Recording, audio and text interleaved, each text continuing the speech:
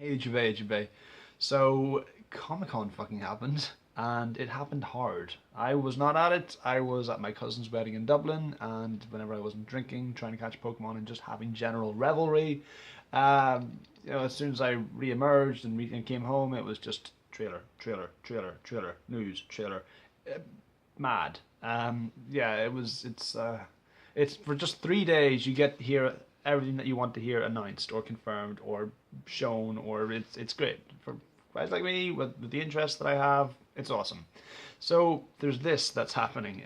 So I'm gonna make a number of videos today because hell, dude. I mean, Jesus wept. At times like this, I wish I had a podcast. But beyond that, holy hell. So, I'm going to start with the Marvel Netflix stuff. That was some of the first stuff that they announced, like right at the beginning, like Thursday or Friday or whatever. So, I've just rewatched all the trailers for that. It's really strong. First, we get confirmation that Daredevil Season 3 is happening. That's fine, no date, but it's a nice little Hell's Kitchen sign 1, 2, 3. The light lingers on 3, there's blood splattered over there. The emphasis is clear, and then we hear the little ding, ding, ding, ding, ding, ding, ding, the Daredevil theme coming in. I'm like, all right, that's cool. Daredevil 3 confirmed. It's got to happen. It's got to happen, and it's got to be born again. It can't not be born again. The way with the Kingpin tease in season 2, it's got to be born again. Oh man. Okay, so I'm already a little bit excited about that. Now it's just like a 10-second thing. Okay. Then they did the sizzle reel of all the seasons. Just right across the board, which was fine.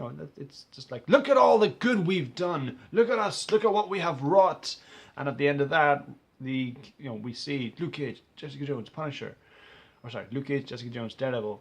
And then we don't see the Punisher's name added to the roster, but we close with John Bernthal's Punisher clip. And then apparently John Bernthal, I've watched the video of it, he comes on stage with Jeff Loeb and he's like, so you're getting your own TV series now? He's like, yeah, it's amazing, I'm so honored, I'm gonna work hard, blah. Comes on with a sick beard, he's shooting another movie, but I don't care, man, it's awesome. So yeah, good for that. And then there's the Danny Rand Iron Fist trailer. I'm calling him Danny Rand because he's not Iron Fist to me yet. We see him knocking down some kind of door, large machine, whatever it is, but he's generally not. This is his origin story. This is a 52-second origin story. Danny Rand, parents, on a plane. Danny Rand escapes. Well, he's found by some Tibetan monks, taken to the mystical city of Kunlun. None of this is shown, but we cut 10 years later. He's a hippie walking around New York in his bare feet, listen to his iPad. Well, he was an iPad. It's an iPod. It's one of those classic iPods from way back when. He's just listening to that and sort of walking the streets and looking at the skyscrapers. And he goes, "Hello, Danny." Says, which I think is Harold Meacham's voice. So there's that. I guess it's just a tease. It's like, we have shot things. Look at this.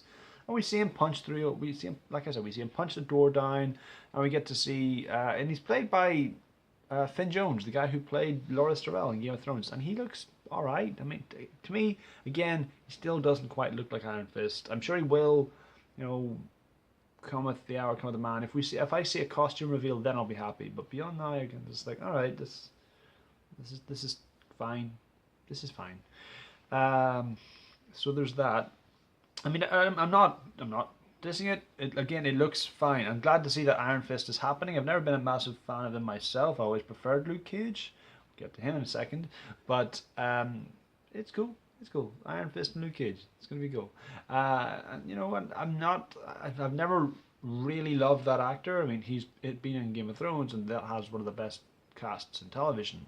But I never rated him very highly out of all that. Anyway, babbling now. Luke Cage, that's a trailer, okay? Now they say this is Harlem, they say this is going to be like Marvel's The Wire, and whenever it starts, when he's having this conversation with his dad or whoever that is, just saying, you should be like those folks downtown helping people. Like, yeah, Reeve used to say the same thing.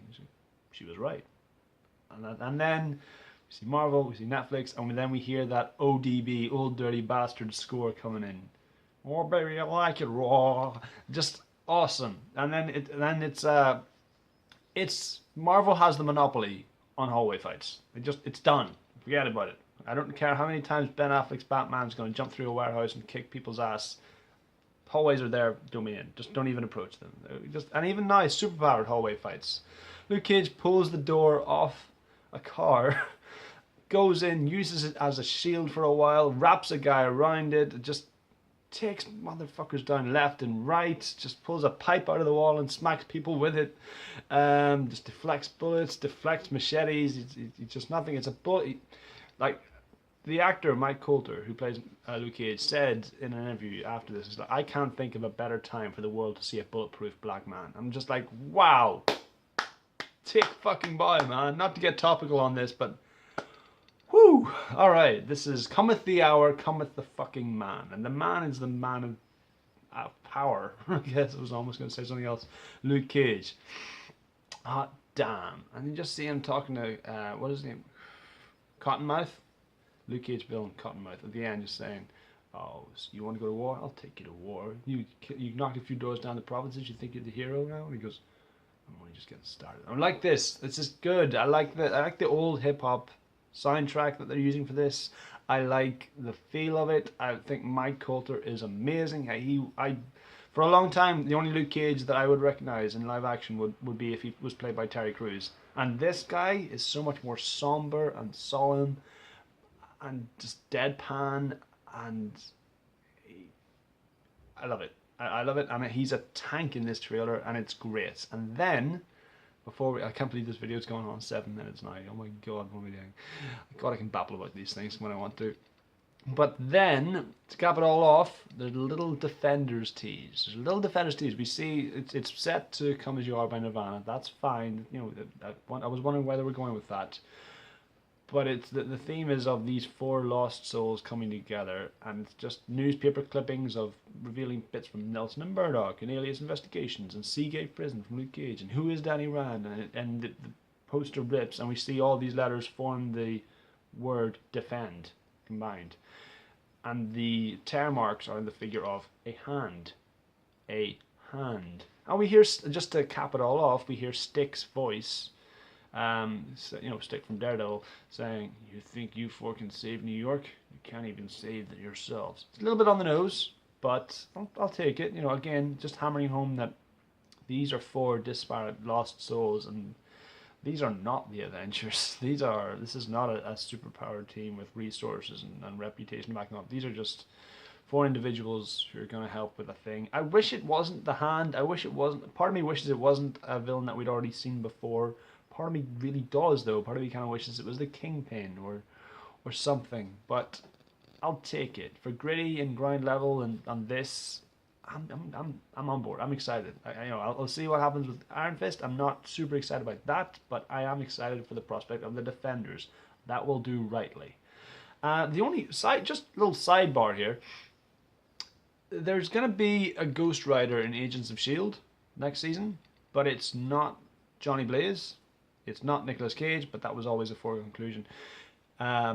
It's not the Johnny Blaze. There was a Marvel Now new Ghost Rider who was this teenager who lived Latino teenager who lived in California and was really into like drag races and the Fast and Furious style street races, and he drives like a muscle car, like a Cadillac or something. I never read it, but that's his Ghost Rider, and that's the Ghost Rider that they're getting. Like, it's kind of odd, considering how much Norman Reedus wanted to be Ghost Rider in a Netflix show.